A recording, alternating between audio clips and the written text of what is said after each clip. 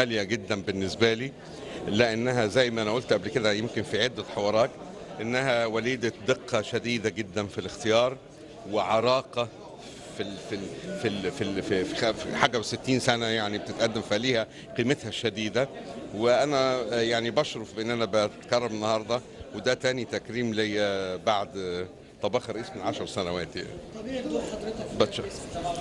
لا هو دور جديد خالص، اتفرج عليه. لا انا شايف الكواليس بتاعت الحمد لله. اساسا. هو دور جديد خالص، والكواليس كانت أكثر من رائعة، لأنه نيكول سابا وخالد سليم ومجموعة العمل كلها وأحمد شفيق المخرج المتميز جدا والأستاذ صادق الصباح المنتج، يعني مجموعة عمل كلها متألفة. كل من هم أمام الكاميرا وكل من هم خلف الكاميرا أنا بحييهم وبحييهم بشدة.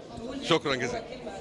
أقول لجمهوري إن أنا بحبكم جدا وببذل كل مجهود، وبختار بعناية شديدا عشان أبقى باستمرار عند حسن الظن.